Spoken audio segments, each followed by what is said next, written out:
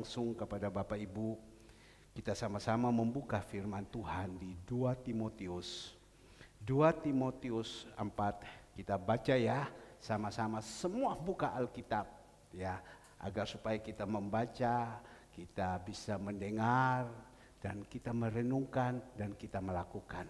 Saya minta tolong semua HP simpan dulu, nanti keluar silakan lagi mau pakai HP mau kemana, tapi sekarang simpan dulu semua HP. Gereja ini tidak memakai membaca dengan HP, pakai Alkitab ya. Oke. Saya ajak kepada Bapak Ibu, mari kita baca di dalam 2 Timotius 4 ayatnya yang pertama. Kita baca sampai dengan ayatnya ke-8 ya. Perikop di sini, penuhilah panggilan pelayananmu di hadapan Allah dan Kristus Yesus yang akan menghakimi orang yang hidup dan yang mati. Jadi orang yang menghakimi orang yang hidup dan yang mati adalah siapa? Adalah Tuhan Yesus yang sekarang ini kita percaya dan kita sembah Dia ya. Hidup dan mati. Aku berpesan dengan sungguh-sungguh ya kepadamu demi pernyataannya, demi kerajaannya. Jemaat 1, 2, 3, beritakanlah. Ulang semua ya, kita coba keluarkan, tidak apa-apa. Kalau tidak bisa keluarkan, kita bilang dalam nama Yesus, dalam nama Yesus, biar bisa keluar ya. Keluar 1, 2, 3, beritakan firman, siap sedia, baik atau tidak baik waktunya, nyatakanlah apa yang salah, tegurlah dan nasihatilah dengan segala kesabaran dan pengajaran. 3, saya baca, dengar jemaat. Karena akan datang waktunya, ini sudah waktunya, Tuhan mau datang. Karena akan datang waktunya, orang tidak dapat lagi menerima ajaran sehat. Apalagi, tetapi mereka akan mengumpulkan guru-guru menurut kehendaknya untuk memuaskan keinginan telinganya. Ini dosa akhir zaman. Ya. Mereka sudah tidak bisa lagi menerima ajaran sehat. Mereka cari guru-guru untuk memuaskan telinga mereka. Tapi ajaran-ajaran sehat sudah tidak mau. Dongeng-dongeng itu yang mereka mau. Inilah sekarang ini. Hati-hati. Dan dia katakan di ayat 4, mereka akan memalingkan telinganya dari kebenaran dan membukanya bagi dongeng. Firman Tuhan disampaikan, mereka sudah tidak mau dengar lagi. Mereka hanya memakai HP, memakai lain-lain segala semua. Sudah tidak mau, hanya main HP. Pikiran mereka sudah jauh, hati mereka sudah jauh, sudah tidak mau. Tetapi inilah dosa akhir zaman. Tetapi ayat 5, tetapi dikatakan, tetapi kuasailah dirimu dalam segala hal. Sabarlah menderita, lakukanlah pekerjaan pemberita Injil, dan tunaikanlah tugas pelayananmu. 6, jemaat 1, 2, 3, mengenai diriku, kata Rasul Paulus, darahku sudah mulai dicurahkan sebagai persembahan, dan saat kematianku sudah dekat. Jemaat 1, 2, 3 ayat 7, aku telah mengakhiri pertandingan yang baik. Aku telah mencapai garis akhir dan telah memelihara iman. 8, 1, 2, 3 yang keras. Sekarang telah tersedia bagiku mahkota kebenaran yang akan dikaruniakan kepadaku oleh Tuhan, Hakim yang adil, pada harinya, tetapi bukan hanya kepadaku, melainkan juga kepada semua orang yang merindukan kedatangannya. Nah, Bapak Ibu yang dikasihi Tuhan, ini satu kebenaran mulai dari 2000 tahun yang lalu sampai sekarang masih tetap berlaku. Kalau 2000 tahun yang lalu melalui Rasul Paulus, dia menyurati surat pertama kepada Timotius, dia menyurati surat kedua kepada Timotius. Kenapa kok dia menyurati kepada Timotius? Karena Rasul Paulus punya anak didik kepada Timotius ini, dan Timotius ini adalah orang yang dengar-dengaran, orang yang taat, orang yang setia, orang yang tidak ada hidup di dalam pemberontakan. Jadi Tuhan pakai Rasul Paulus untuk mengambil kepada Timotius, bimbing dia, dan Tuhan taruh kepada Timotius sebagai apa? Seorang gembala. Karena apa? Karena didikan.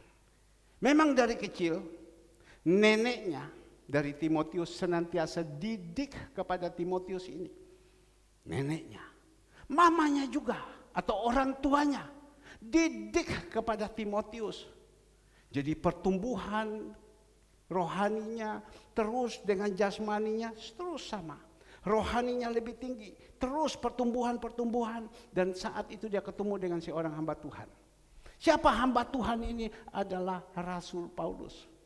Mungkin pada waktu itu dia ketemu dengan Rasul Paulus melihat, wah ini anak ini boleh ya.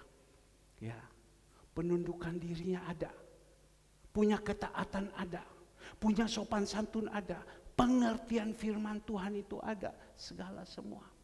Tuhan taruh di dalam hati daripada Rasul Paulus. Karena Rasul Paulus ini orang yang dipilih sudah sama Tuhan. Tuhan taruh dalam hati. Mungkin dikatakan begini, Paulus. Dulu Saulus yang jahat. Tapi karena sudah dirubah dia menjadi Paulus. Paulus. Kau lihat anak ini. Ciami Ari. Bagus. Ya. Ditimbang dengan rohnya. Oh, anak ini nurut. Anak ini taat. Anak ini dengar-dengaran. Tidak ada pemberontakan di dalam hatinya. Kalau begitu bisa engkau angkat. Ya. Jadi kita perlu tahu. Orang naik dan turun, ya, jadi kepala atau jadi ekor, itu semua dari Tuhan. Kaya, miskin, itu semua dari Tuhan. Karena Tuhan lihat, wah ini luar biasa ini Timotius. Sehingga Tuhan menggerakkan hati daripada Paulus, angkat orang ini. Sehingga Paulus mengatakan kepada Timotius, engkau aku jadikan sebagai gembala. Tapi ingat, engkau masih pun jadi muda. Jangan kau anggap kau ini jadi muda. Biasanya anak-anak muda itu tidak dihargai orang. Jangan kamu mau. Tetapi engkau harus percaya diri. Masih pun engkau muda, tetapi Tuhan sudah angkat engkau. Saya percaya Tuhan angkat engkau, Tuhan akan menyertai. Karena apa? Karena Timotius ini orang yang nurut, orang yang taat, orang yang dengar-dengaran. Nah, Bapak Ibu yang dikasihi Tuhan. Jadi ada surat yang kedua dari Rasul Paulus. Dia ngomong kepada Timotius. Timotius, penuhilah panggilanmu. Ya, penuhilah panggilan pelayananmu. Penuhilah.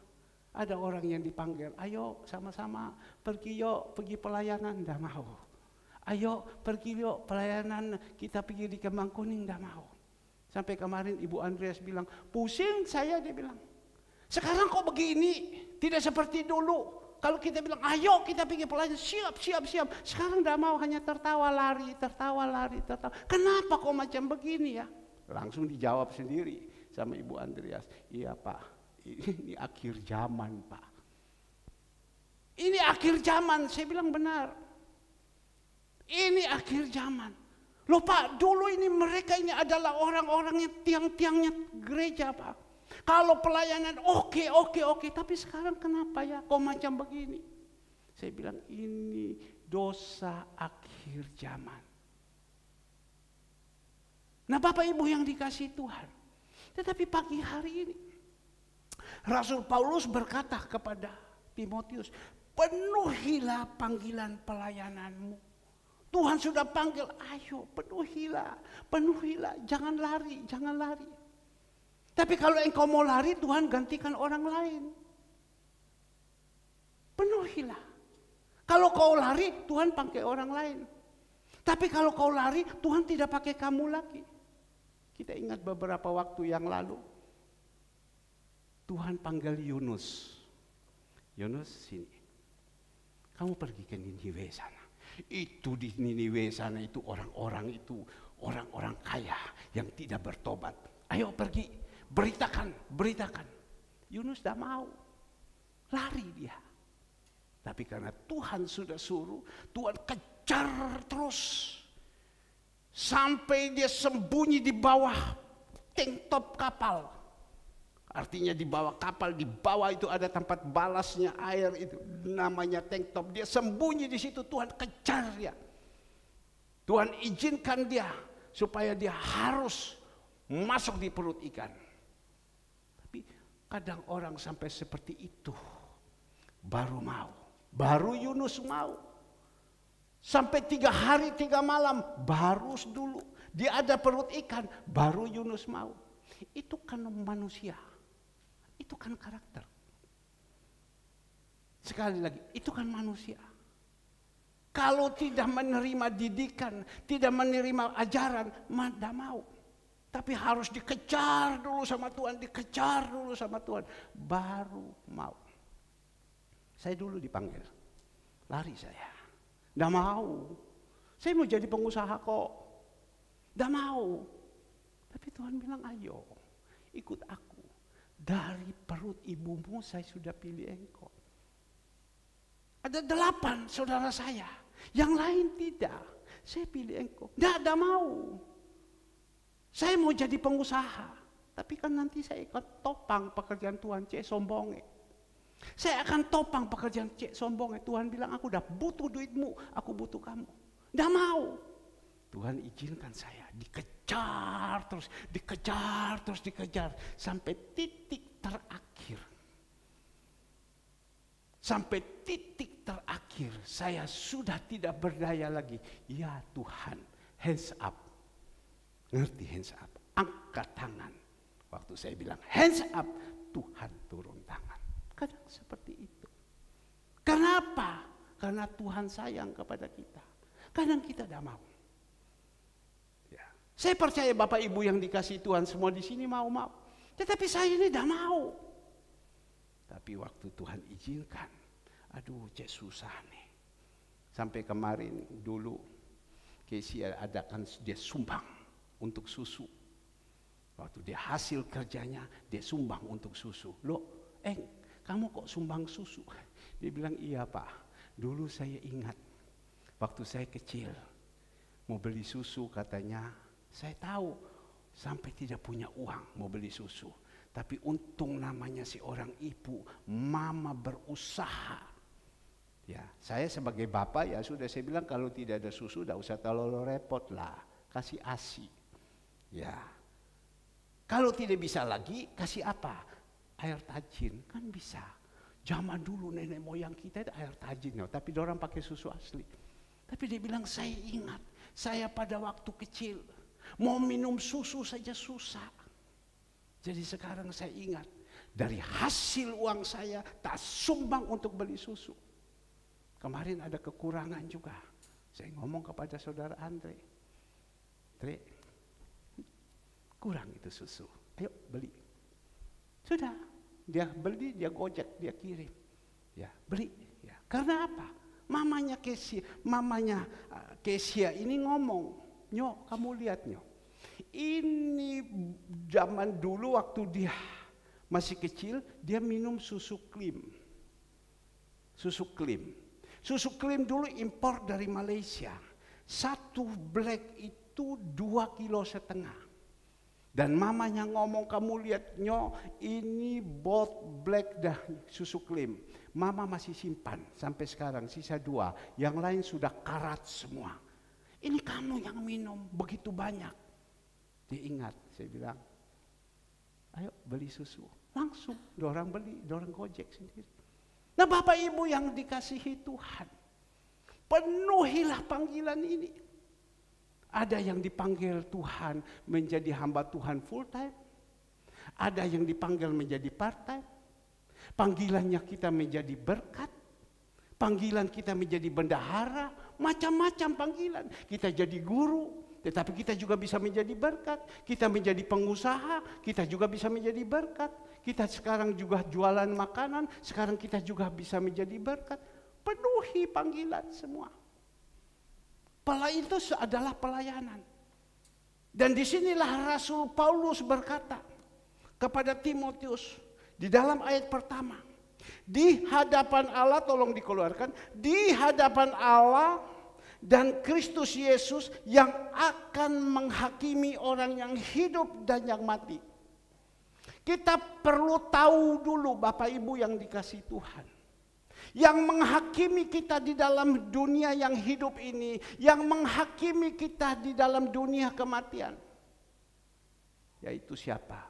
Tuhan kita Yesus Kristus. Dia yang menghakimi. Tapi kalau seumpama waktunya kita dihakim, kita diadili, ketemu kepada Tuhan Yesus bilang, siapa kamu ini ya? Kok saya tidak kenal ya? Siapa kamu ini? Saya tidak kenal. Buka rapotnya, segala semua. Tidak ada rapot yang dibuat. Loh, kamu ini dulu kan sudah percaya saya.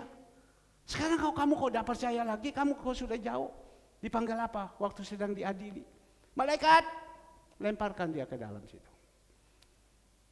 Pada waktu kita pulang, firman Tuhan mengatakan, engkau akan menghadapi takhta pengadilan Kristus dan kamu akan diadili atas perbuatanmu yang baik dan yang jahat.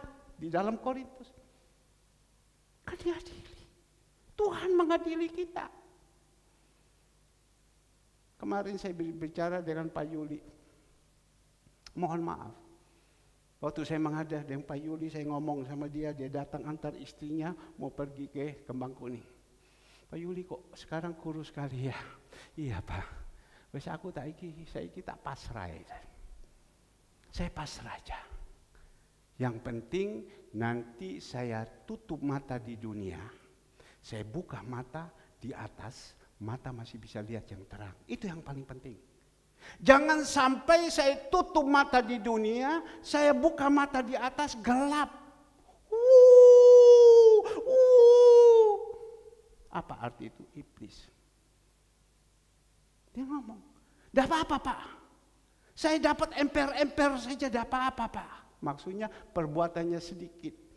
Emper-emper saja dah apa-apa. Jangan, saya bilang, semasih hidup kau berusaha, jangan emper. Kalau besok gedongan besar engkau dapat itu. Iya Pak, cuma satu dia bilang, yang belum bisa terima cupli, dia bilang. Ini dia yang ngomong loh, yang belum bisa menerima cupli. Ya boleh aku pergi. Saya bilang tidak usah kamu pusing tentang cupli. Cupli itu nanti dia akan diatur sama Tuhan hidupnya. Cupli bilang, "Mas, kono jo pergi saya Mas, aku ojo ditinggal no." Si ngomong Pak Yuli, bukan saya Bu Retno. Ya, tidak apa-apa saya bilang, jangan takut. Ya, Tuhan pasti sudah sediakan, semua sudah sediakan. Tidak usah takut kok, saya bilang. Nanti sudah siapkan, jangan takut.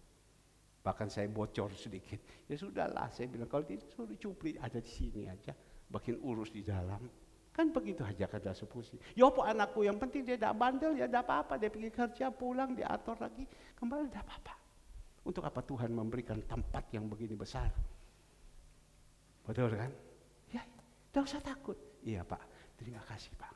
Terima kasih. Suami masih memikirkan bila mana saya pergi, bagaimana istri saya, bagaimana anak saya. Saya bilang tidak usah pusing. Yang paling penting waktu engkau tutup mata di dunia, di atas kau buka mata, masih tetap melihat terang. Jangan sampai di atas engkau buka mata, gelap yang engkau terima.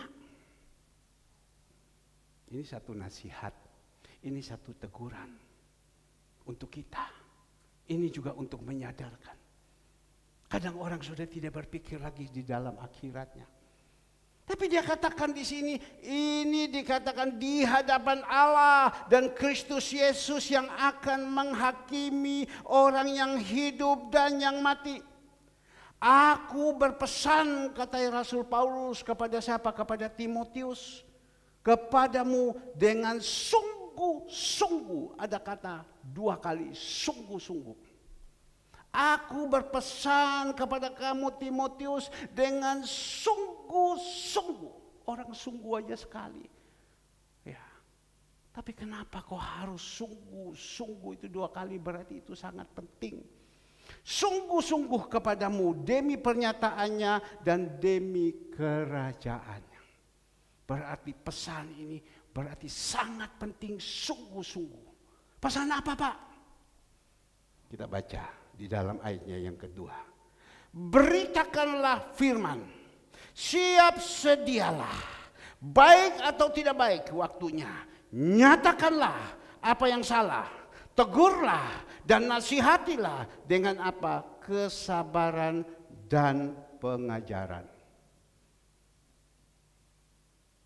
Sungguh-sungguh itu apa? Disuruh supaya apa? Yang namanya Timotius ini, dia sebagai gembala, beritakanlah firman ini. Ya. Beritakan firman, siap sedia, baik atau tidak baik waktunya. Kadang orang mau menyampaikan firman Tuhan, kadang orang mau menasih orang, tunggu dulu keadaan. Lihat dulu keadaan situasi. Dia punya moodnya bagaimana. Jangan sampai waktu kita sampaikan dia marah. Dan lain-lain. Tapi firman Tuhan bilang tidak. Sampaikan saja. Untuk urusan marah dan tidak itu urusan dia. Sampaikan saja. Sampaikan saja. Untuk dia mau marah dan tidak itu urusan dia. Siapa dia sih kok berani marah kepada Tuhan? Tuhan ngomong kok berani marah? Itu kan berarti orangnya itu sudah keterlaluan. Ya. Sampaikan saja. Barusan ada seseorang, saya mendoakan dia di sini. Karena sebelumnya dia bilang begini sama saya, Pak, saya ini sudah kena kanker. Dan dokter sudah katakan sudah tidak ada harapan lagi. Dan saya minta sama Tuhan, Tuhan tolong. Dia bukan orang percaya Tuhan. Tuhan tolong. Saya punya anak lagi kuliah di Amerika, berarti orang punya duit. Ada 2 lagi kuliah di Amerika.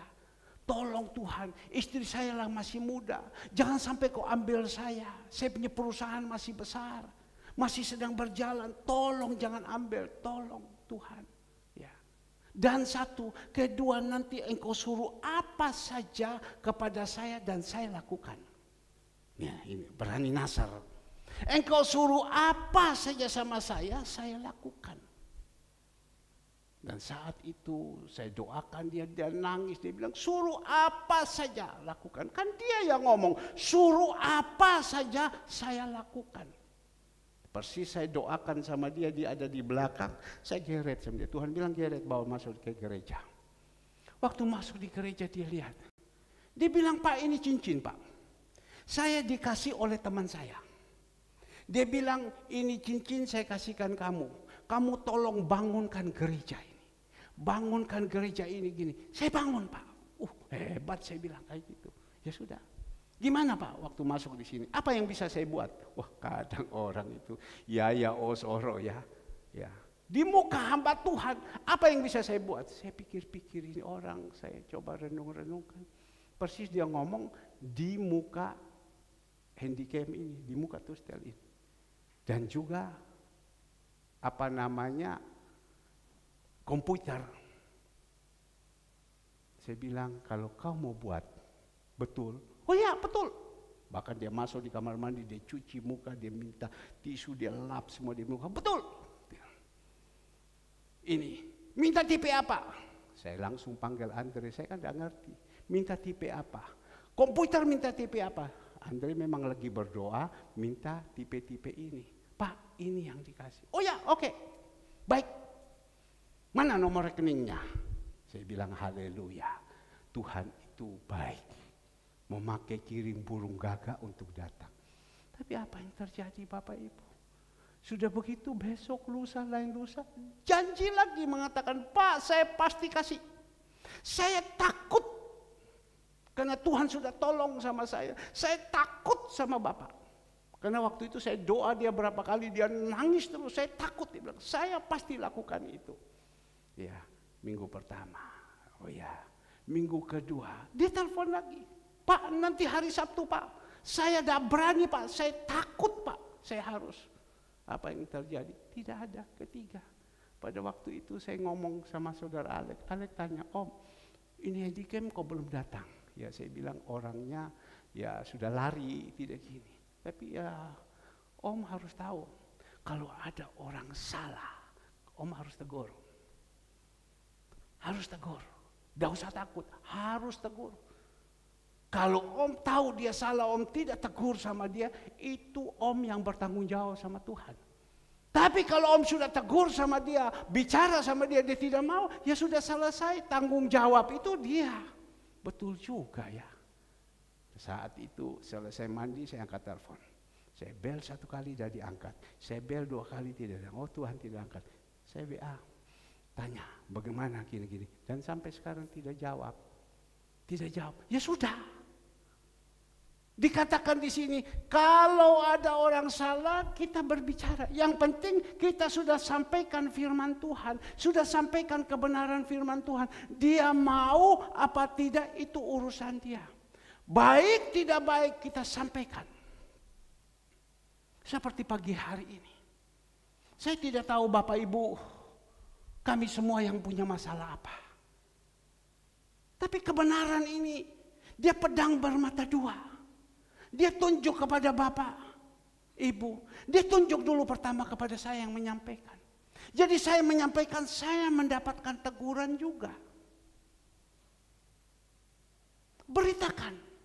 Baik tidak baik, sampaikan. Jangan bilang tunggu keadaan, tunggu moodnya dulu. Jangan, sampaikan itu kebenaran. Itu adalah Tuhan yang sendiri berbicara, sampaikan. Kalau kita mau menyelamatkan kepada dia. Tapi kalau kita tunggu dia punya mood dulu dan lain-lain, itu urusan. Sampaikan saja. Untuk urusan dia mau dan tidak itu urusan. Maka itu kita jadi orang belajar supaya jangan suka berjanji. Saya ajak kepada Bapak Ibu baca di dalam Pengkhotbah. Pengkhotbah 5. Ya. Jangan suka berjanji. Lebih baik apa yang kita mau lakukan diam-diam saja kita lakukan. Ya. Jadi kita tidak boleh berjanji. Ya, Pengkhotbah 5 tentang Nasar. Sebentar ya. Haleluya. Saya cari dulu ini, dia di dalam Pengkhotbah Amsal sebelah ya. Ya, Pengkhotbah 5. Kita baca. Saya baca ya, Bapak Ibu boleh dengar baik-baik, perlahan-lahan saja. Ini adalah kebenaran. Pengkhotbah 5 ayat pertama dikeluarkan. Janganlah terburu-buru dengan mulutmu dan janganlah hatimu lekas-lekas mengeluarkan perkataan di hadapan Allah. Karena Allah ada di surga dan engkau di bumi. Oleh sebab itu biarlah perkataanmu sedikit. Karena sebagaimana mimpi disebabkan oleh banyak kesibukan, demikian pula percakapan bodoh disebabkan oleh banyak perkataan. Kalau engkau bernasar, ayat 3, kalau engkau bernasar kepada Allah, jangan menunda-nunda menepatinya. Karena ia tidak senang kepada orang-orang bodoh. Tepatilah nasarmu. Lebih baik engkau tidak bernasar daripada bernasar, tetapi tidak menepatinya. Ayat 5, jangan mulutmu membawa engkau ke dalam dosa, dan jangan berkata di hadapan utusan Allah. Siapa itu utusan Allah? Itu adalah seorang hamba Tuhan, seorang gembala yang Tuhan percayakan. Bahwa engkau kilaf. Apakah perlu Allah menjadi murka atas ucapanmu dan merusak pekerjaan tanganmu? Jadi Bapak Ibu yang dikasihi Tuhan, firman Tuhan bilang umatku binasa karena tidak mengerti isi Alkitab.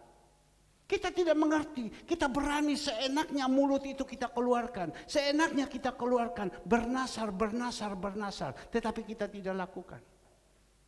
Itu urusan sama Tuhan itu tidak baik. Urusan sama Tuhan itu tidak baik. Jadi kita harus paham dulu. Maka itu di dalam Matius 5 ayat 37. Ya dikatakan ya, tidak dikatakan tidak. Selain itu semua dari si jahat.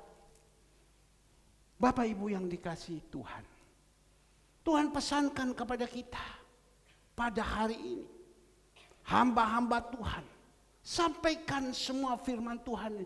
Dia baik dan tidak baik waktunya kita sampaikan seperti saat ini. Saya tidak tahu keadaan Bapak Ibu, mood-moodnya bagaimana. Tapi yang penting kita sampaikan. Dan percaya, firman Tuhan mengatakan, firman yang disampaikan tidak akan kembali begitu saja. Firman itu akan masuk di dalam kehidupan kita. Dan saatnya kita akan merenungkan, oh ada seperti ini. Bapak Ibu yang dikasihi Tuhan. Sebab dia katakan di dalam ayatnya yang kedua, nyatakan apa yang salah, tegurlah dan nasihatilah dengan segala kesabaran dan pengajaran. Rasul Paulus berbicara kepada Timotius yang masih muda ini, kalau ada yang salah kau boleh tegur dia. Tegurlah dan nasihatilah dengan segala kesabaran. Tegurlah. Apakah kita berani menegur orang? Kadang orang kaya udah berani. Udah berani. Orang kaya, udah berani. Ya. Tapi kalau Tuhan suruh tegur. Memang risiko. Seorang abdi Allah, dia tegur kepada Yerobeam. Dan saat itu waktu dia tegur kepada Yerobeam, Yerobeam angkat tangan mau pukul sama dia. Tapi tangannya tidak bisa turun. Berdiri terus. Sampai abdi Allah ini, hamba Tuhan ambil tangannya turun kembali. Tidak bisa turun. Karena apa? Seorang hamba Tuhan menegur seorang raja. Raja Yerobeam berani sekali dia tegur. Kita lihat Nathan, Nabi Nathan, Raja Daud kan, orang hebat, raja, berbuat salah, dia datang, dia tegur. Kenapa kita harus takut? Kita tidak boleh takut. Kalau kita suruh sama Tuhan, tegur. Saya saksi sedikit. Berapa saat yang lalu saya sudah tahu, pada waktu saya sedang renang dengan orang ini, ini orang-orang kaya. Saya tidak peduli kamu kaya kek atau kamu miskin kek, saya tidak peduli. Pokoknya Tuhan suruh sama saya tegur, saya tegur. Dan pada waktu sedang renang, Tuhan kasih ingat sama saya, berbicara kepada orang ini. Engkau ikut ambil bagian di dalam panti asuhan. Saya ngomong sama dia, Bu, Pak, Tuhan suruh engkau ikut ambil bagian di dalam pelayanan ini. Karena dia orangnya suka. Katanya saya suka memberi yang terbaik. Saya senang memberi yang terbaik. Oke, saya bilang, Tuhan suruh kepada engkau. Lakukan. Dia langsung diam. Pada waktu dia diam, saya pikir ini mungkin dia marah atau bagaimana. Tapi karena Tuhan suruh, ya sudah. Ngapain saya harus takut? Dia pergi berenang. Habis berenang pulang kembali. Dia bilang, Pak, Bapak kok bisa berbicara itu? Dia bilang, kenapa? Saya bilang, saya ini Pak, seminggu yang lalu saya sudah dititip uang 5 juta dari seorang pengusaha properti. Seorang pengusaha properti dititip uang 5 juta untuk pelayanan ini. Karena dia mengikuti. Jadi dia titip sama saya. Jadi sekarang Pak, Bapak kok bisa ngomong? Tak, saya ingat, iya Tuhan. Kok iya ya? Engkau kok tahu? Oh, saya bilang, Bu, Pak, berarti waktu dia titip sama Bapak atau titip sama Ibu, Tuhan tahu. Bapak masih simpan itu uang. Masih simpan itu uang. Langsung saya tegur kayak gitu. Iya, dia bilang, saya masih simpan.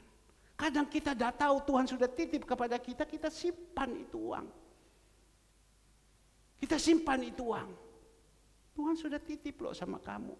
Iya Pak, sekarang Pak saya kembalikan. Sekarang saya tahu karena 2 hari lagi pada waktu itu dana untuk panti sudah boleh bilang sangat-sangat menipis. Dan saat itu juga dia langsung kirim kembali. Nah, menyambung semua. Tuhan tahu.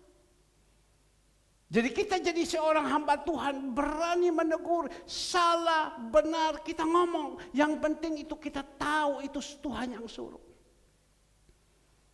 Sehingga Tuhan taruh di dalam hati saya. Engkau melihat banyak anak-anakku, aku sudah titip kepada mereka, mereka tidak mau lakukan, mereka ambil, mereka simpan di saku, Padahal aku sudah titip sama mereka tidak mau, mereka simpan di saku. Yusuf Hamka, seorang konglomerat yang ada di Jakarta. Asli dari Kalimantan. Saya suka mendengar dia, tapi dia dari agama seberang. Ya, tapi dia orang Chinese. Nah, Bapak Ibu, dia bilang kita ini kadang tidak sadar. Dia berbicara dengan seorang pengusaha mobil showroom terbesar di Jakarta, yaitu Rudy Salim. Dia berbicara. Kadang dia bilang anak-anak muda kamu udah tahu. Tuhan itu kirim kepada kita itu berkat, itu uang berkat semua itu bukan untuk kita. Tuhan kirim itu berkat untuk kita dan kita nanti untuk membagi-bagikan kepada orang-orang yang susah. Tapi kadang ini kita tidak sadar. Tuhan kirim itu berkat, kita ambil baru kita mendanga, angkat kepala. Kalau saya tidak kasih kira-kira itu gereja bisa jalan dah. Kalau saya tidak kasih kira-kira panti itu bisa jalan dah. Kalau gini, itu dosa. Dia bilang itu Tuhan titip itu untuk apa? Sedikit untuk kita. Dan yang lain untuk membagi-bagikan kepada orang-orang susah. Nah, anak muda kau yang namanya Rudy Salim, kalau kau mau macam itu lakukan seperti ini. Saya pikir-pikir ya, maka saya senantiasa mengajar kepada anak-anak saya. Kamu jadi orang harus senantiasa suka memberi. Dan kamu tahu dapat berkat ini dari Tuhan. Bukan untuk semua, untuk kamu. Tuhan Yesus saja sendiri dia bilang, juallah seluruh hartamu kepada. Dan berikan kepada siapa? Kepada orang-orang miskin. Saya tidak tahu loh. Pikiran saya ini sudah dirubah sama Tuhan. Hati saya ini sudah dirubah. Kalau dulu pikiran saya duit saja terus. Kumpul ini uang untuk kasih kaya. Kumpul ini uang, baru saya jalan angkat kepala. Kalau saya tidak ada jalan dah. Kalau saya tidak tetap jalan Bapak Ibu. Tapi sekarang Tuhan oleh kasih karunia dia telah membuka pikiran saya. Saya tidak memikirkan lagi yang lain. Saya lakukan semua di Kolose 3 ayat 23. Engkau lakukan ini, jangan kau anggap buat untuk manusia. Kau lakukan ini untuk apa? Untuk Tuhan. Loh, balasan dari mana? Balasannya nanti dari Tuhan. Kapan Tuhan bisa kasih? Tuhan bisa lakukan kapan saja. Apa yang tidak pernah pikir, dengar, ada dalam hati, Tuhan berikan kepada kita. Saya berdoa. Kita yang saat ini sedang terbuka hati, pikiran, mengerti. Juga saya berdoa kita yang saat ini sedang tertutup pikiran ini karena dunia. Hati sedang tertutup karena dunia dalam nama Yesus. Ini adalah kasih karunia yang Tuhan buat. Kemarin saya punya sepupu ngomong kepada saya. Waktu saya kirim ini. Wah, dia bilang saya dah sangka ya. Sampai Tuhan sedahsyat ini ya. Kalau dulu kamu kerja kau kumpul itu harta untuk kekayaanmu. Tapi sekarang ini saya melihat setiap hari engkau berikan makan, kau kirim terus sama saya. Saya bingung sampai saya omong sama saya punya koko. Kamu lihat itu Ayi, sekarang setiap hari dia lakukan seperti ini. Tujuan apa? Untuk hidup saya, tujuan untuk motivasi kita. Saya bisa membuat bagaimana yang terbaik. Makanya saya berdoa. Biar Tuhan kasih semua kepada kita saat ini. Kasih karunia. membuka, membersihkan pikiran kita, membersihkan hati kita. Karena Tuhan katakan, jangan engkau pikirkan dunia ini. Dunia ini fana, bisa dicuri orang. Pikirkan yang di atas. Di atas itu tidak bisa dicuri orang. Satu saat engkau akan menerima kembali. Tegur, kalau ada yang salah kita boleh tegur dengan kesabaran. Saya masuk sedikit. Tadi sebelumnya saya sudah pamit. Ya, saya sudah pamit. Pada waktu malam saya sudah pamit sama orangnya. Boleh ya, saya ngomong ya. Ada apa-apa untuk memuliakan nama Tuhan? Boleh dibilang. Ya, saya sudah pamit. Jadi kalau saya sudah pamit kan tidak mungkin ini. Ya, tapi ini untuk kemuliaan nama Tuhan. Pada satu saat malam saya sudah mau tidur. Pada waktu mau tidur, Tuhan taruh di dalam hati saya. Engkau pergi ke pos. Karena di pos itu setiap malam baru isi air tandon. Jadi sudah full sampai pagi, baru tutup itu pompa dan air di tandon itu disedot. Terus sampai malam habis lagi, isi lagi. Tapi Tuhan bilang engkau ke belakang. Saya nurut karena Tuhan suruh. Saya nurut. Sampai sana, wah saya bilang ini kok tidak nyalakan. Ini pompa, ini berarti kalau disedot di atas nanti sama Ibu Gembala ini orangnya kan paling teliti. Tiap malam kan untuk pompa naik lagi ke atas lagi itu, dia buka keran untuk naik lagi, berarti air tidak ada. Wah sudah saya kasih nyala. Sudah kan, saya nyala kan, saya pulang sudah kan, tidur kan. Tapi Tuhan bilang tidak, engkau jalan. Lu untuk apa? Saya jalan, saya ikuti aja Tuhan suruh, saya jalan. Jadi kalau Bapak Ibu saya hubungi, itu semuanya itu karena Tuhan. Saya jalan. Saya jalan, Tuhan bilang terus ke kamarnya Agus. Dan kau tidak boleh masuk. Kan ada kaca. Mohon maaf ya, ini berkat loh. Pada waktu saya masuk di situ, lihat dari kaca sini. Agus sedang duduk, pasang loudspeaker di sini. Sambil itu asap itu bisa berputar. Saya bilang kapan ini anak merokok? Saya lihat lagi, dia ambil lagi tuh rokok. Cuma dia kurang kalah sama saya. Dia tidak bisa keluarkan asap dari telinga, tidak bisa. Kalau saya bisa. Dia tidak bisa keluarkan asap dari mata. Kalau saya bisa. Ibu cuma lihat, keluarkan asap dari telinga, keluarkan asap dari mata. Ya, tanya Pak Yuli itu. Tapi pada waktu itu ini bicara tentang teguran. Saya diam, dia tarik lagi dari kaca segini. Dia sambil asik, sambil goyang-goyang. Saya gedor lagi. Dia lihat kaget sama saya. Dia ambil itu rokok, touch gitu. Ya itu sudah pengalaman saya. Dulu saya kalau merokok, kedapatan sama Pak Subianto itu rokok itu saya bisa begini. Biar bakal saya habisin, saya sembunyi. Itu saya udah pengalaman. Saya langsung masuk, wes, dah usah nanti tanganmu nanti terbakar semua ya, simpan. Ya saya hanya ngomong saja sama dia. Saya bilang, Gus, Tuhan itu sayang kamu. Kamu jangan merokok, udah baik. Rusak badanmu. Saya hanya ngomong begitu. Kedua, habis kau punya uang. Saya tidak mau ngomong Tuhan dulu. Yang ketiga saya bilang, Tuhan itu marah. Tuhan itu tidak senang. Apalagi engkau merokok di rumah Tuhan. Oh, jangan Gus, diam. Sudah saya kan tidak marah. Saya naik sudah tidur. Saya biarkan aja sudah. Tadi pagi sebelum saya turun, Tuhan bilang kau panggil saudara Agus. Dan kau ajak sama dia berbicara di atas mimbar. Suruh katakan kepada dia Matius 5 ayat 37. Ya dikatakannya, tidak dikatakan tidak. Jam 5 itu Agus itu sudah setel semua. Semua, dia pengganti dari anak-anak yang gak mau. Dia sudah atur semua. Sudah atur, selesai waktu dia liwat di sini, dia cek ini AC, dia cek segala semua. Saya lagi duduk sini pegang sini, tapi Tuhan bilang panggil sudah dia. Aduh, ya Bapak. Bapak mau tanya sama kamu ya. Ini ada di atas mimbar loh Gus. Kau harus jawab yang jujur ya. Ya. Kenapa Bapak? Kamu sekarang masih merokok ya? Apa yang dia katakan? Tidak Bapak. Sungguh kau tidak. Sungguh saya tidak merokok. Loh kok bisa? Kamu punya isap rokok itu kan jago sekali.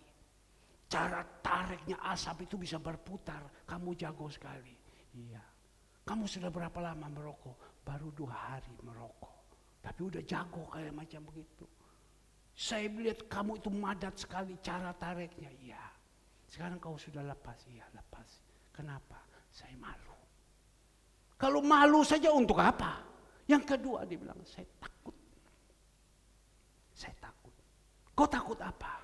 Saya pernah dengar Pak Yuli, ini mohon maaf. Saya pernah dengar, langsung Tuhan kasih ingat, Pak Yuli itu merokok, ditegur. Sampai di atas mimbar, laupok gini. Sampai saya lihat dia sekarang Pak Yuli, saya takut dibilang. Itu kasih karunia. Sungguh ya, betul dia bilang, saya takut. Waktu di situ saya ingat waktu Bapak omong, saya ingat Pak Yuli dia bilang. Kan jemaat kita kan Pak Yuli yang perokok. Saya tidak mau seperti ini, saya takut. Tegur. Tapi dia sadar. Saya bilang kau ini seperti Raja Daud. Raja Daud waktu sedang berbuat dosa. Dia ambil istrinya Uria, dia tidur istrinya Uria yang namanya Betseba.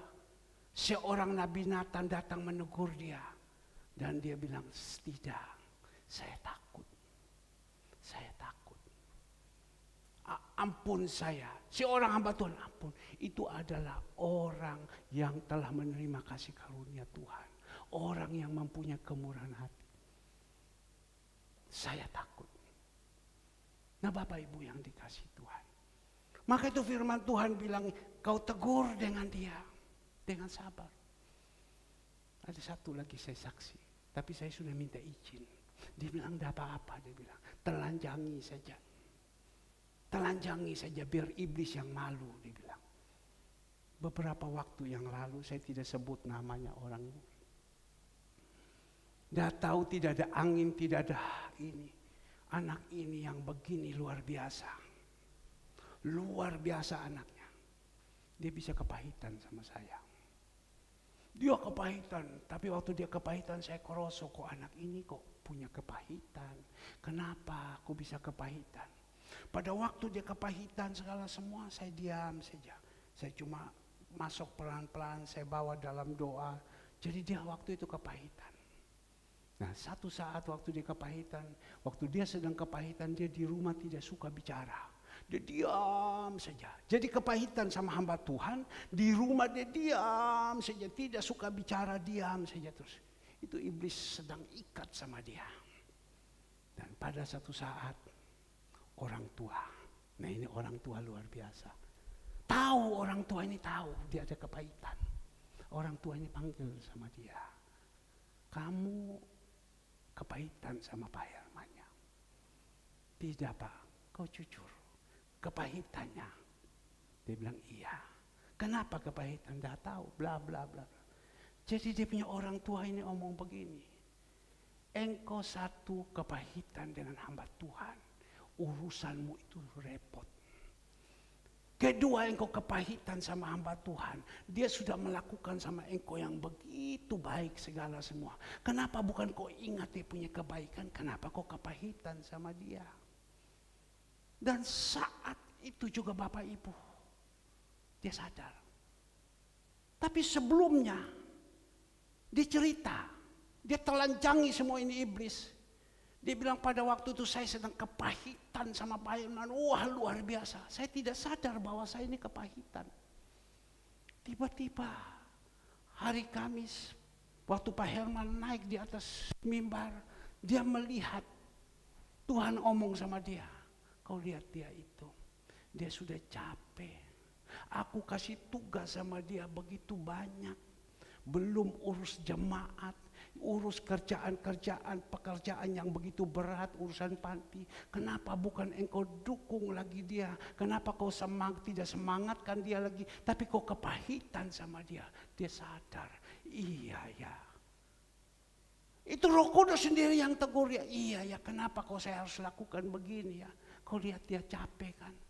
Kau sebenarnya kau harus kasih kekuatan, kau semangatkan dia. Tapi kenapa kau bikin sama dia tambah lagi? Dia tahu engkau pahit sama dia. Tapi waktu itu dia mau lawan. Tidak bisa dia bilang, daging saya ini lebih kuat. Jadi pulang ya sudah biasa. Tapi pada waktu itu saya pulang, saya liwat sama dekat Pak Herman. Saya pahit lagi sama Pak Herman. Dan besok hari yang tadi yang saya cerita, papanya ngomong. Dan pada waktu papanya ngomong terlepas semua. Terlepas semua, dia bilang, papa saya tegur sama dia, kau ingat itu kebaikan, kau ingat dan lain-lain. Ya, tapi itu terlepas. Sekarang masih pahit, tadi saya tanya, masih pahit sudah tidak, dia bilang. Kamu di rumah masih pendiam sudah tidak, dia bilang. Nah Bapak Ibu yang dikasih Tuhan, maka itu teguran-teguran kita tahu kalau itu salah, kita belajar. Sebab apa kalau tidak ada orang yang digembalakan, tidak ada yang mau menasihati, tidak ada yang mau menegur. Kan kasihan, jadi kebinasaan. Bapak Ibu yang dikasihi Tuhan, Tuhan pesankan saat ini melalui Rasul Paulus. Dia berbicara kepada Timotius. Kau tegur kepada dia, beritakanlah firman, siap sedia, baik atau tidak baik waktunya. Nyatakanlah apa yang salah, tegurlah dan nasihatilah dia dengan segala kesabaran. Banyak orang ditegur dah mau, marah. Tapi kita ambil dari kesuksesan daripada Raja Daud. Dari Raja Daud ditegur. Coba saya ajak kepada Bapak Ibu. Amsal 13 ayat ke-18. Amsal 13 ayatnya ke-18. Ya. Amsal 13 ayatnya ke-18. Amsal 13 ayat ke-18. Ya, kita lihat di sini. Ya. Di Amsal 13 ayat 18. Kemiskinan dan cemooh menimpa kepada orang yang mengabaikan didikan. Raja Salomo ngomong, kemiskinan dan cemooh, orang mencemooh kita, menimpa kepada siapa? Orang yang mengabaikan didikan. Kadang kita sudah diizinkan dididik sama Tuhan, ditegur sama Tuhan, dihajar sama Tuhan, tapi kita tidak mau. Tetapi siapa yang mengindahkan teguran, ia dihormati. Siapa yang mengindahkan teguran, ia dihormati. Jadi saya melihat tadi Saudara Agus, saya sangat menghormati dia. Wah, anak ini hebat ya, luar biasa ya. Tapi kita melihat ada orang tidak mau dinasihati, tidak mau dididik, tidak mau ditegur dan lain-lain. Hidupnya mereka jadi apa? Jadi kemiskinan dan cemooh menimpa kepadanya. Karena dia mengabaikan semuanya. Berapa saat yang lalu saya ketemu dengan seseorang. Saya katakan kepada dia, ini kita lagi taburan seperti ini. Yuk, ikut saja. 5 saja. 5 saja kotak, saya bilang. Saya pikir 5 kotak kan 50.000. 5 saja. Dia tertawa. Hehehe. Ya, saya bilang ya, minggu depan 5 saja. Seperti Jokowi bilang, sebut 3 menteri. Dia panggil anak-anak kecil ini. Sebut 3 menteri. Siapa menterinya? Dia bilang siapa? Ibu Mega, menteri. Siapa lagi? Ahok. Siapa lagi? Prabowo. Tertawa semua. Tapi saya hanya ngomong sama dia, kau sumbang 5 kotak saja. Tapi engkau harus dengan sukacita dan 5 saja. Dia tertawa. Saya berpikir saya ketemu sama dia, dia akan kasih gitu. Ya kan ini bukan untuk saya, karena saya ajar dia, saya didik dia supaya kamu ini jadi orang suka memberi. Bukan hanya begini, ini kan didikan. Saya didik. Ya. Karena saya tahu bagaimana orangnya, 5 saja. Mari itu selesai, saya ketemu lagi orang ini. Kamu udah ikut ya? Diam, tertawa. Saya hanya ngomong, sumbang 2 saja, saya bilang. 2 saja. Tidak jawab. Dia diam saja. Saya hanya berpikir, iya. Dia hanya tertawa. Saya coba ngomong seseorang, saya bilang, aduh susah ya orang ini ya. Dan orang ini jawab, iya Pak, dia bilang. Nanti waktu dia berdoa sama Tuhan, Tuhan tolong saya gini. Tuhan hanya tertawa. Seperti dia tertawa sama Bapak, dia bilang. Nanti Tuhan tertawa, seperti dia tertawa sama Bapak. Aduh, saya bilang, itu karakter. Karakter. Maka itu saudara Alfred bilang apa? Saya pikir betul juga. Orang itu kalau mau naik itu, hidup mau naik, usahanya mau naik segala semua, itu dia membutuhkan karisma. Dia membutuhkan fasih lidah, dia membutuhkan kepintaran dan lain-lain. Itu dia bisa naik. Ya, tetapi yang menghancurkan kepada dia itu apa? Karakter. Saya pikir-pikir hebat juga dia ini. Karakter dia bilang. Kalau memang karakter sudah tidak baik, dia akan hancur. Sekali lagi, orang itu bisa naik karena kepintaran. Orang itu naik karena keberanian. Orang itu naik karena semangatnya segala semua. Tetapi orang itu bisa jatuh, kembali turun karena apa? Karakter. Karena pada waktu dibawa naik ke atas, memang karakternya tidak baik. Dia mulai angkat kepala, dia mulai jauh dari Tuhan, dia mulai sombong dan lain-lain. Padahal kita tidak tahu. Tuhan bilang, aku benci kepada orang sombong. Siapa orang-orang sombong? Itu adalah orang karakter yang tidak baik. Maka itu ada bahasa Mandarin bilang, pici puhau. Karakter yang tidak baik. Maka itu Bapak Ibu yang dikasih Tuhan. Yusuf sebelum diangkat naik ke atas, karakternya dulu dimatikan. Karakternya dulu dimatikan. Sekali lagi, Yusuf sebelum diangkat menjadi wakil daripada Firaun, karakternya dulu dimatikan. Dimatikan. Dengan cara apa? Dilempar ke sumur. Dijual oleh saudara-saudaranya. Diizinkan dia difitnah di Potifar. Diizinkan dia dipenjarakan. Itu dimatikan dulu itu karakternya semua. Baru naik di atas. Kita lihat pada waktu dia menjadi wakil Firaun. Saudara-saudara yang begitu jahat kepada dia. Dia tidak pernah membalas. Bahkan dia berkata, kamu boleh mereka-reka yang jahat kepada saya. Tetapi Tuhan yang ada di surga punya rencana. Mengangkat saya untuk menyelamatkan semua saudara-saudara. Berarti dia bisa mengampuni. Karakter itu yang perlu dibunuh. Bapak Ibu yang dikasihi Tuhan. Ini penting sekali. Kita semua kepingin. Siapa yang mau diberkati? Semua mau. Siapa yang mau dipakai Tuhan? Semua mau. Semua mau. Tapi pada waktu kita ada, sudah dipakai, kita sudah di atas, bisa enggak? Bisa enggak? Kemarin saudara Alfred cerita sama saya. Pada waktu itu dia telepon, dia sedang mengerjakan di satu rumah yang ada di real estate besar yang ada di Geraha Family. Pada waktu dia masuk di dalam rumah itu, karena rumah ini sudah dibeli, ada oleh seseorang ini, sudah dibeli. Ya, waktu itu suruh Alfred kerja. Alfred kerja dan ketemu orang ini.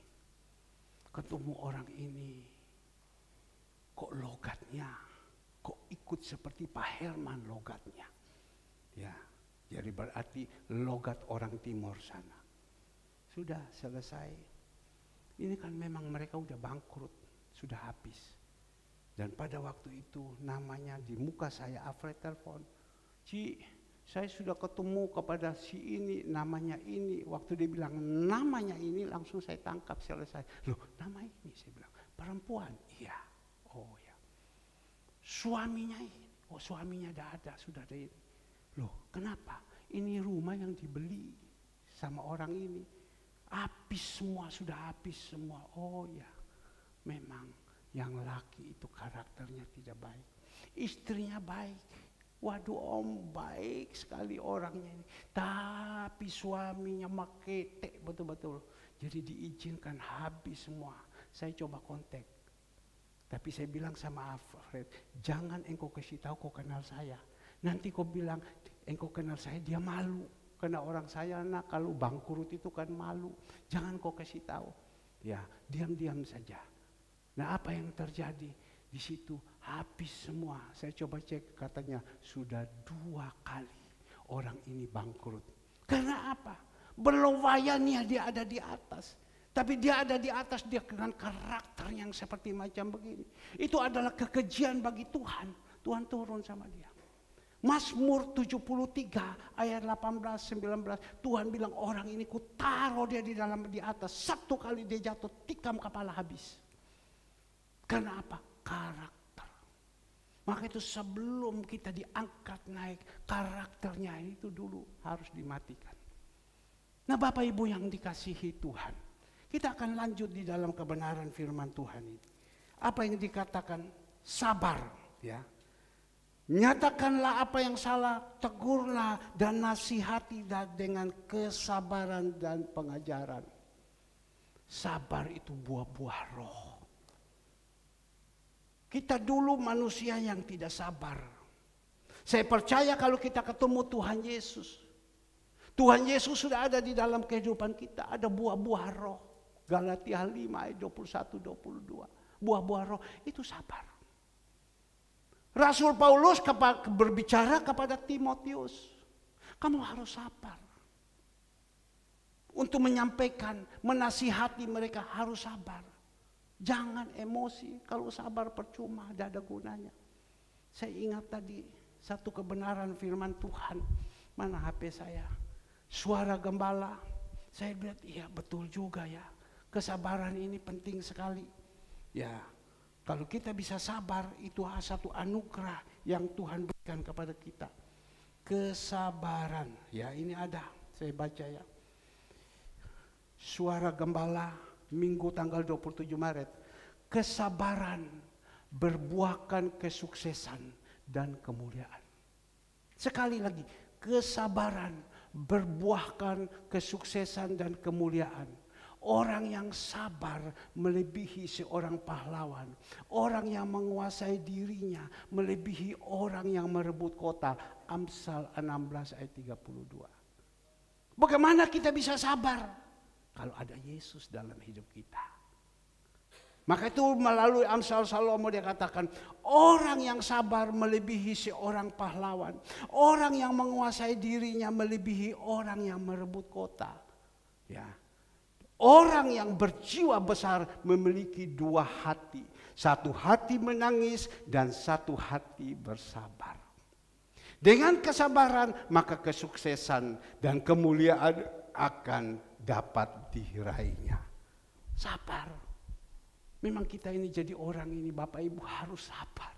Kalau kebanyakan kita dari timur itu tidak sabar-sabar ya. Wah emosinya meledak-ledak. Waduh.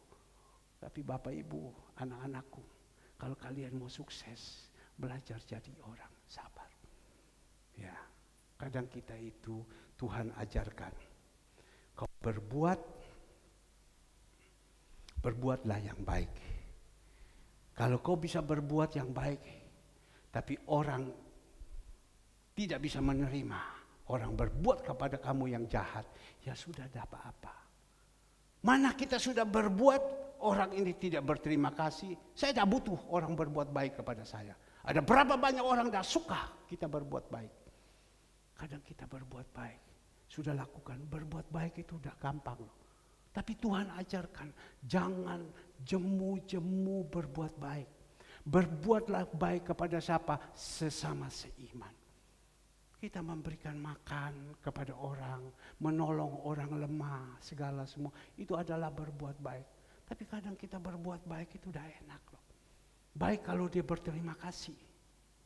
Kalau dia tidak berterima kasih, dia marah. Maka itu sekali lagi, Kolose 3 ayat 23 tolong dikeluarkan. Kolose 3 ayat 23. Ya. Kolose 3, apapun juga yang kamu perbuat. Apapun juga yang kamu perbuat. Ini kita berkata berbuat baik. Ya. Perbuatlah dengan segenap hatimu. Ya.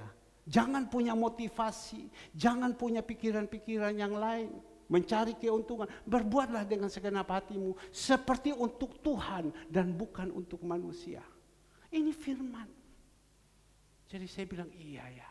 Kadang seperti itu. Mungkin kita tanya ayat 24. Loh kita berbuat baik untuk Tuhan, dari mana balasannya? Coba kita melihat 24. Kamu tahu bahwa dari Tuhanlah kamu akan menerima bagian yang ditentukan bagimu sebagai upah. Dari Tuhan. Jadi kadang kalau kita tidak punya kesabaran, kita berbuat baik. Orang balas dengan tidak baik, rasanya sakit. Tapi kita harus mengerti, ini memang sudah harus terjadi. Harus terjadi. Saya selama 20 sekian tahun. 20 sekian tahun saya jadi gembala. Ya. Yang Tuhan taruh kepada saya, tabur saja berbuat baik. Tabur saja berbuat baik. Sebelum saya berbuat baik, Tuhan proses dulu sama saya. Tabur saja berbuat baik. Tabur saja berbuat baik. Untuk pembalasan saya tidak pernah meminta kepada Bapak Ibu.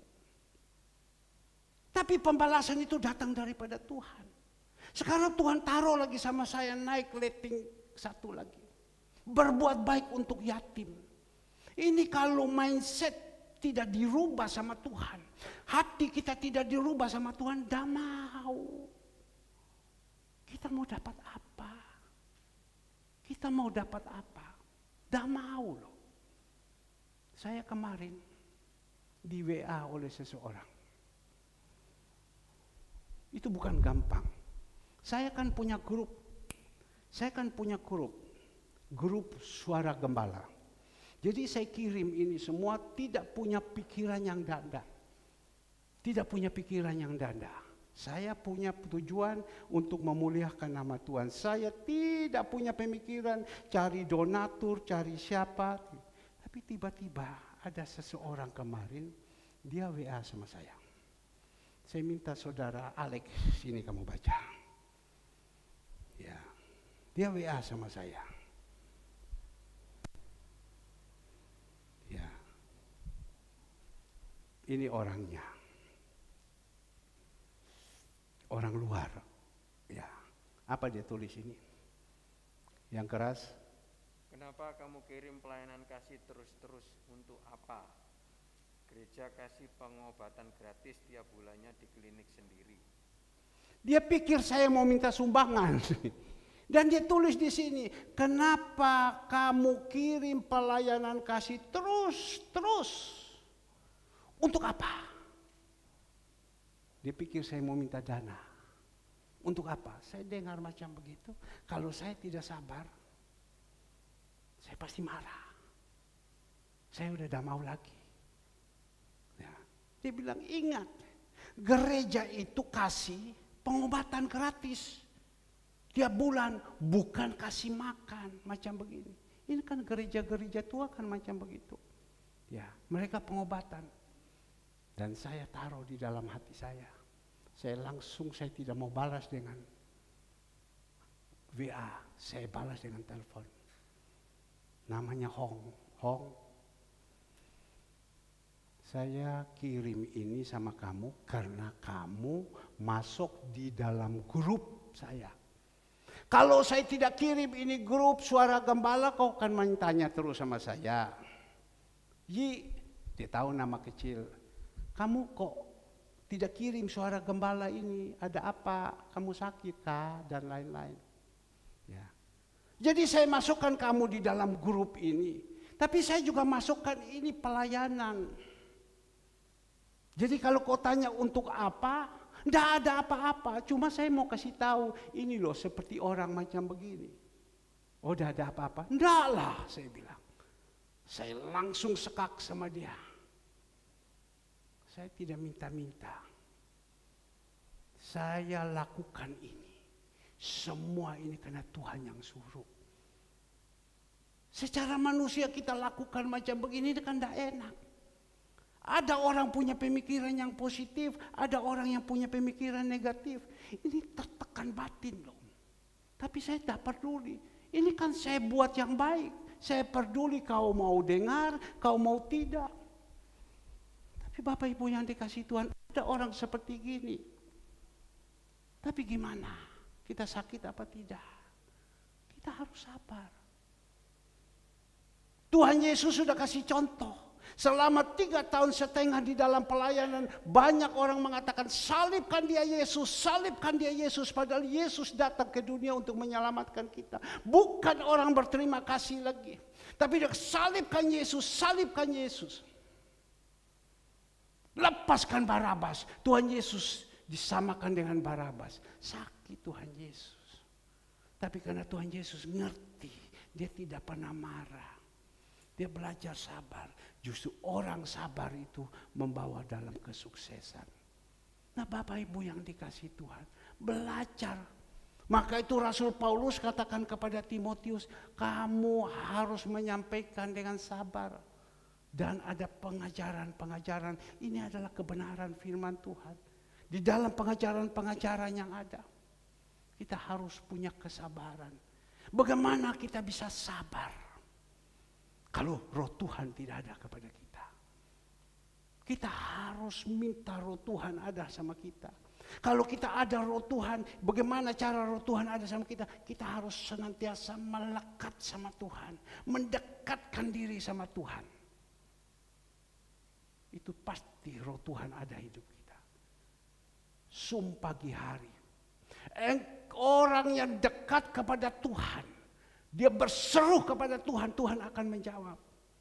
Karena Tuhan menjawab kepada siapa? Orang yang dekat sama Tuhan. Tapi kalau kita tidak dekat, mana bisa Tuhan bisa menjawab?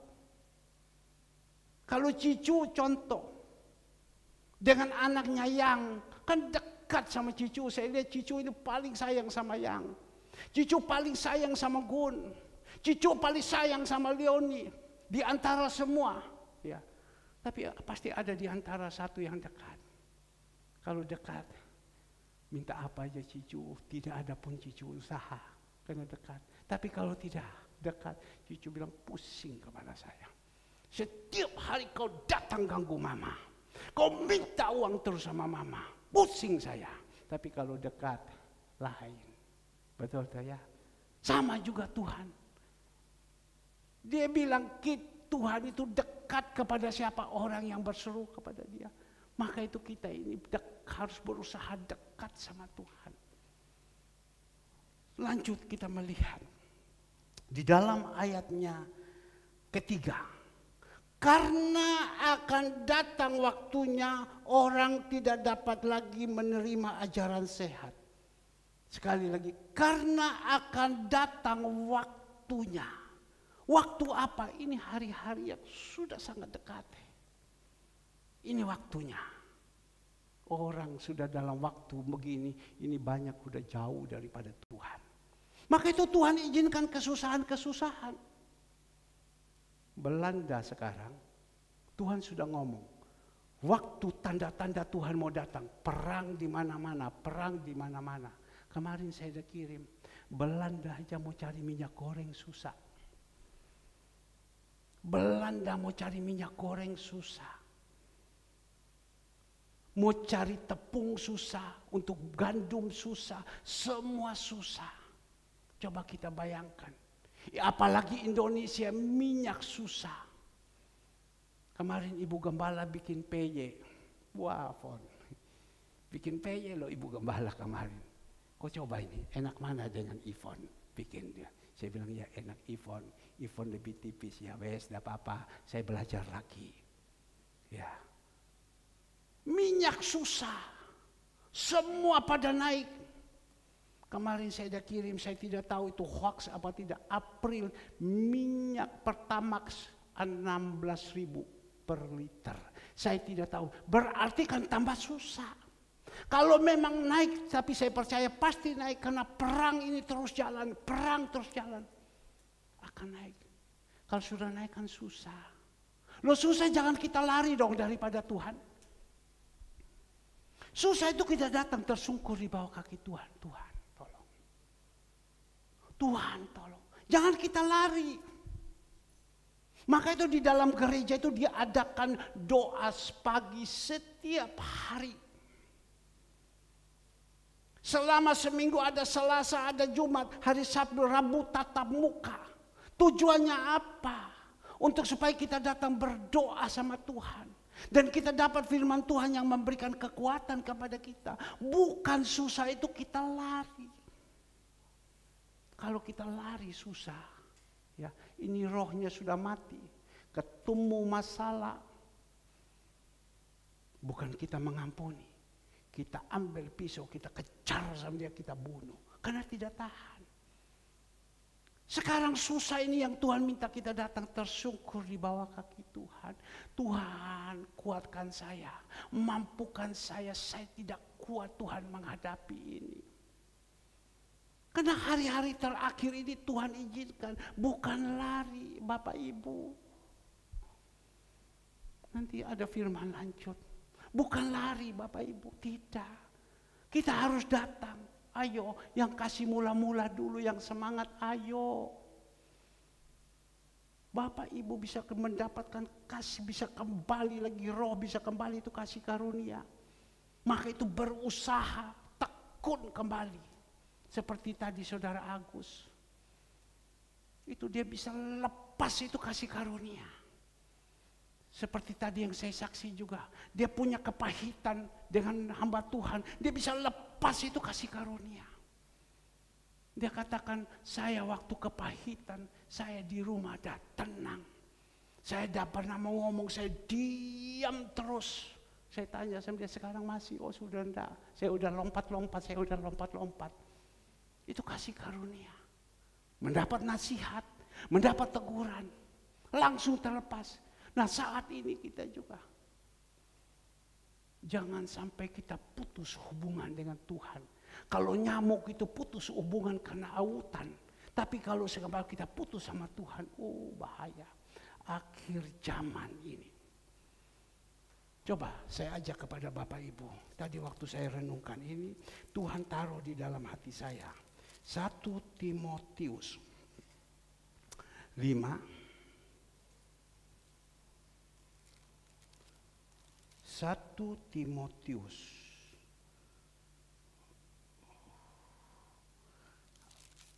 Tunggu ya.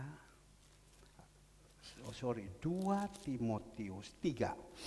2 Timotius 3 ayat pertama. Coba dengar baik-baik, tolong dikeluar. Keadaan manusia pada akhir zaman. Ketahuilah bahwa pada hari-hari terakhir akan datang masa yang sukar. Ya. Manusia akan mencintai dirinya sendiri dan menjadi hamba uang.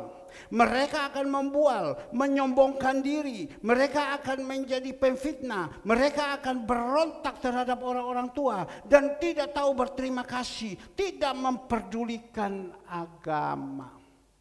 Ini dosa akhir zaman, cinta uang.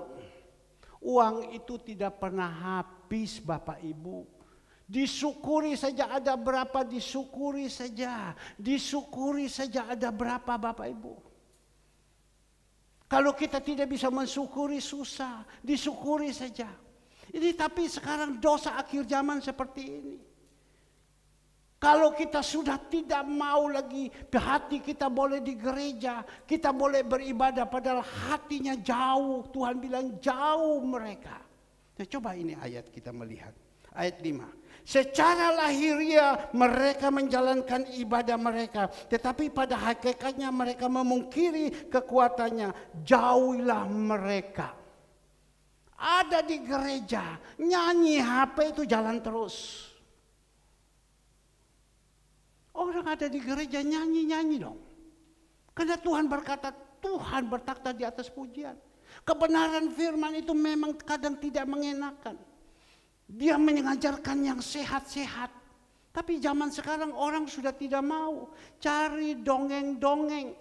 Cari untuk mengenakan telinga. Ini kan sudah ada di dalam Alkitab. Dalam hari-hari yang terakhir. Coba kita melihat. Ya. Tetapi mereka, ayat ketiga, tetapi mereka akan mengumpulkan guru-guru menurut kehendaknya. Untuk apa? Memuaskan keinginan telinga. Banyak orang sudah bilang datang ke gereja tidak enak. Karena firman itu tegur dosa, tidak enak. Memang firman itu tegur dosa. Ada berapa banyak? Tadi saya melihat, saya tanya sama Andre di grup gembala. Ada satu gereja dia tidak puas. Ya, dia sudah ada besar di sini, dia tidak puas. Dia lari lagi ke barat sana. Dia buka di satu tempat lagi. Di hotel. Di PTC sana. Buka sana. Loh, nyok, ini buka lagi. Iya Pak ini. Ini hari baru buka. Lihat ini pembicara orang top segala semua. Karena dia lawan di sana, dia saingan ke sana. Dia berusaha tarik massa untuk mengenakan telinga. Tidak mau tegur dosa. Kemarin ada yang WA sama saya. Si A buka di sini, si B buka di barat, timur, selatan, utara, semua dibuka. Ya, jiwa siapa? Supaya apa? Berusaha menarik jiwa-jiwa, Saya hanya ngomong kepada dia. Kita tidak boleh buka kemana-mana. Tetap di sini. Urus ini jiwa-jiwa saja yang 40-50 aja susah kok. Kita buka lagi. Itu jiwa-jiwa mau bagaimana? Mereka buka sini, buka sana, buka sini. Dia tidak peduli apapun lawan. Ini hamba Tuhan yang dipanggil. Season pertama ini bintang film. Season kedua ini. Lighting dan segala semua. Beberapa saat yang lalu, ada orang berkata kepada saya, Pak, kok di gereja ini, kok hamba Tuhan ini dipanggil untuk doa penutupan. Lu masa saya bilang, coba kau kirim. Dia kirim sama saya, lu benar hamba Tuhan ini pernah khotbah di sini. Saya telepon sama dia, kamu sudah pindah ya ke gereja situ. Dia bilang, itu gembala adalah ponakan saya. Saya punya cece, punya anak. Saya ini dari GBI. Tapi dia telepon terus sama saya, ayo pindah, bantu saya. Dia bilang, tidak bisa, saya ini punya jemaat. Paksa terus sama saya. Ya, tapi karena saya persis waktu kosong, saya datang, dia panggil. Wah, tapi saya lihat ini bisa gila mereka. Kenapa bisa gila? Dia bilang setiap minggu membutuhkan apa yang dikatakan 100 sekian juta. Setiap bulan mereka sewa gedung 1 mobil Innova. Ya. Dan dia gembala itu tidak pernah tidur. Stres terus. Kadang tengah malam telepon saya, wah gimana, pusing umek duit aja terus. Karena apa? Apa yang mau dicari? Seperti macam begini. Maka itu saya bilang tidak. Andre kok ini? Iya Pak, ini juga begitu. Dia buka di sana, dia takut dia punya jemaat lari. Lo ngapain? Jemaat itu kalau sudah bertumbuh, kita didik dia sudah bertumbuh, dia tidak akan pergi. Kau lari kemana, dia tetap datang. Itu anak yang setia. Tapi kalau jemaat yang lari-lari, Andre bilang itu Papa lihat di barat. Kan barat itu kan daerah-daerah orang-orang berduit semua. Orang kaya bisa dinasihati, kan tidak bisa. Pak Toga Sirait coba dikasih uang berapa banyak, suruh pindah. Dia bilang, dah aku sampai mati ya sudah apa-apa. Biar tinggal 1 orang saya tetapin. Jam 5 sudah datang dengan tongkat. Padahal lagi sakit. Nah Bapak Ibu yang dikasih Tuhan. Karena hari-hari ini sudah banyak sekali orang sudah tidak bisa mendengar ajaran-ajaran sehat. Apa itu ajaran sehat? Kebenaran firman. Yang salah kita tegur, Kita nasihati supaya mereka berubah. Itu kan yang punya fungsinya. Bukan gereja diramekan, uang kolekte banyak, tidak. Tidak. Untuk dana-dana kebutuhan-kebutuhan listrik dan lain-lain, itu Tuhan sudah siapkan. Untuk kebutuhan-kebutuhan pelayanan kita Tuhan sudah siapkan. Tidak usah. Bapak Ibu masih pun belum bisa memberi, jangan kecil hati, dukung di dalam doa. Tapi kalau bisa memberi, berilah dengan sukacita. Tapi kalau belum beli, jangan kecil hati. Aduh Pak, saya tidak bisa memberi, saya malu. Ada orang yang tidak bisa memberi, dia lihat macam gini, dia lari. Dia lari sekarang, dia stres kayak orang mabok di luar. Karena apa? Dia tidak bisa memberi, bukan tidak bisa memberi, tidak mau memberi. Ya, dia lari. Dan sekarang dia stres, dia mabok. Nah mari Bapak Ibu yang dikasih, kalau kita belum bisa memberi, jangan paksa. Tidak boleh, tidak boleh. Cuma saya senantiasa berbicara kepada si yang pegang dapur. Kamu ingat ya, yang pegang dapur, kamu melayani, keuntungan kamu ambil 10% itu kembalikan kepada Tuhan. Sebab ini kamu panjang akan kerja. Jangan sampai kamu tidak setia yang kecil, nanti Tuhan pinggirkan kamu. Bukan saya yang pinggirkan, tidak. Karena saya tahu ini pekerjaan besar. Dan nanti bukan ada 4 dapur saja, ada 5 dapur, ada 6 dapur, ada 7 dapur, ada 8 dapur, ada 9, 10 dapur, ada nanti. Kalau seumpama anggaran sekarang 1 minggu sudah sampai omong kosong 100 juta, 200 juta, mana 4 dapur ini bisa? Lihat hari Jumat, dapur 2 atau dapur 3 saya tidak tahu. Kasih tugas untuk karya kasih, tidak bisa. Mereka tidak bisa. Ya, tidak bisa, tangan sakit kayak apa. Terpaksa ibu gembala harus ambil alih. Bikin apa? Bubur ayam. Bikin apa lagi? Bubur ikan. Kasih bawakan ke sana. Saya lihat ibu gembala mulai kerja gini. Tapi ibu gembala fungsi itu mempersembahkan kasih mereka. Nanti akan dapur-dapur banyak yang ada. Saya percaya. Maka itu kita belajar setia yang kecil. Tuhan percayakan yang besar. Maka itu setiap Jumat selesai saya kumpul ini pelayan-pelayan untuk dapur. Saya ingatkan mereka. Karena ada yang bisa menasihati. Nah Bapak Ibu yang dikasihi Tuhan. Di dalam ayatnya yang keempat. Ketiga, kehendak Tuhan untuk memuaskan keinginan telinganya. Ayat keempat, mereka akan memalingkan telinganya dari kebenaran dan membukanya bagi dongeng-dongeng. Hari-hari yang terakhir ini Bapak Ibu, berapa banyak orang sudah tidak mau terima lagi firman Tuhan. Coba Amsal 13 ayat 13. Mereka sudah tidak mau lagi. Pikirannya udah lain, lari kemana-mana. Firman Tuhan disampaikan tidur, firman Tuhan disampaikan main HP, tapi kan di sini kan tidak. Ini karena didikan. Ini firman. Siapa meremehkan firman, ia akan menanggung akibatnya. Bapak Ibu yang dikasihi Tuhan, khusus saya. Jangan sampai kita meremehkan firman. Tuhan bilang engkau akan menanggung akibatnya. Akibat apa? Dah tahu. Kita belajar ini. Menanggung akibatnya. Tetapi siapa yang taat kepada perintah, maksudnya menjadi pelaku firman Tuhan. Ya, perintahnya akan menerima apa? Balasan. Kebajikan dan kemurahan akan mengikuti engkau. Mazmur 23 ayatnya ke-5. Disampaikan oleh saudara Tiffany. Kebajikan dan kemurahan akan mengikuti engkau. Mendapatkan balasan daripada Tuhan.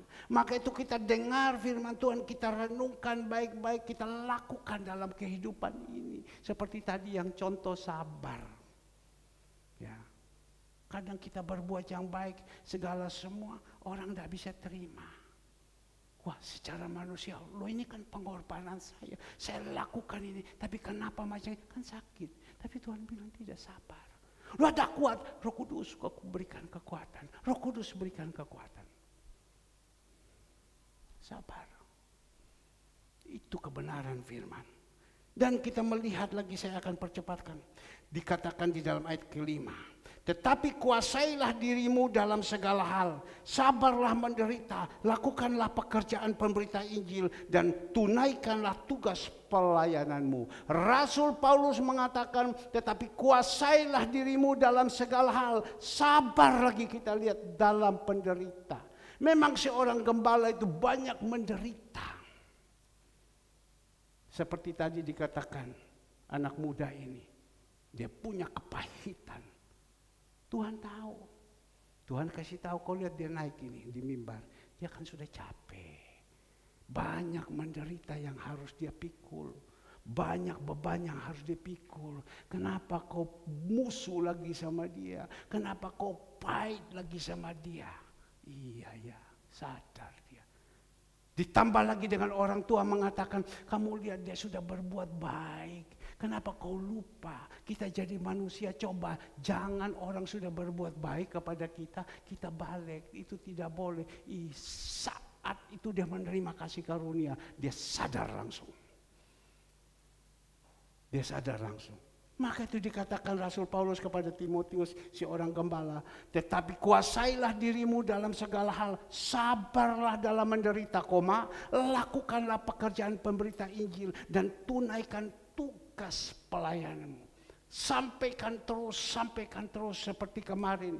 Saudara Ivon, Ibu Andreas, mereka ada di kuburan. Mereka hanya beritahu, ini dari Tuhan Yesus. Mari kita berdoa ya. Ini sudah menginjil loh. Sebab itu di sana begitu banyak, ini dari Tuhan Yesus ya. Ya Maria, karena Tuhan Yesus mengajarkan kepada kita kasih, maka itu sekarang kita membagikan kasih, itu kan sudah menginjil. Wah, pahalanya besar sekali. Saya pernah nangis pada satu saat di dalam pelayanan di Pegubus itu. Saya melihat waktu diantar pergi ke Agape. Saya melihat seseorang diantarkan. Waktu itu saudara Tiffany kalau saya tidak salah. Diantarkan, dia bawa situ dengan geledek, diikut. Saya lihat, saya nangis. Tuhan, anak ini. Sampai teman saya dari Jakarta. Aduh, dia bilang. Luar biasa anak ini. Luar biasa anak ini. Itu pergi sana. Itu masih pun kita tidak menginjil, kita jadi contoh saja macam begitu, itu Tuhan sudah senang. Saya rasanya gemetar waktu itu saya lihat, aduh, plong, saya duduk diam. Tuhan taruh sudah di dalam hati. Tuhan taruh sudah di dalam hati. Maka itu Bapak Ibu, kita melayani itu, jalankan terus, jalankan. Apalagi kita pergi kepada orang lemah.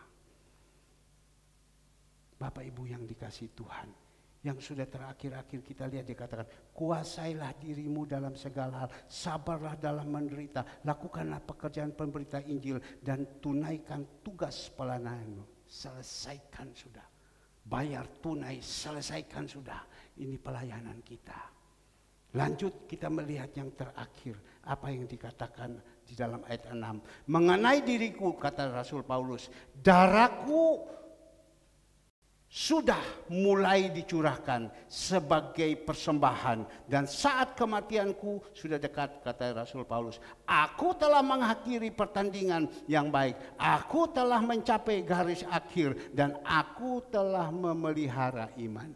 Itu kebanyakan ayat ini dimuatkan kepada anak-anak Tuhan pada waktu wa inna lillahi rajiun, mereka meninggal. Mereka tulis di koran, telah mengakhiri pertandingan. Saya berpikir-pikir, kadang saya melihat dia bilang telah mengakhiri pertandingan. Pertandingan apa? Ini kan perkataan Rasul Paulus. Rasul Paulus punya pelayanan yang begitu luar biasa, wajar kalau dia berbicara. Tapi kita ini apa yang kita mau tulis ini? Jadi kalau ada jemaat Tuhan yang dipanggil sama Tuhan, ya, dengan hidup yang tidak benar, keluar daripada rel, jangan diisi ini. Kadang itu bisa membuat orang kuabo sama kita, orang entengkan kepada kita, lo tulis kayak gini. Tapi kalau kita punya Bapak ini, Bapak Toga Sirait, saya bukan memuji, dalam nama Yesus iblis pinggir, Tuhan Yesus pagar. Ya, dia lakukan semua, dia lakukan semua dalam segala hal. Hari tua dia lakukan. Waktu masih muda dulu, jangan coba-coba. Saya omong tentang baptis, kok mau pukul orang. Dia banting meja, lu juga takut. Ya, sekarang saya ada Om James, bintang 1. Ayo kon. Ya, dia banting tapi sekarang sudah tua. Dia pertahankan terus sampai rambut putihnya, dia pertahankan terus. Dia berusaha. Sudah tidak bisa berbuat apa-apa lagi. Masih tetap setia. Tidak ikut Zoom saja lapor, Pak, mohon maaf Pak, saya tidak bisa ikut Zoom Pak. Saya sakit, saya ke rumah sakit, Pak, mohon maaf Pak, jam 5 pagi saya harus ke rumah sakit, Pak, mohon maaf saya tidak bisa ikut Zoom. Kan tidak usah ikut, tidak usah ngomong, kan tidak apa-apa. Tetapi dia mempunyai aturan. Memang seorang prajurit seperti macam begini. Kita ini jadi prajurit atau apa?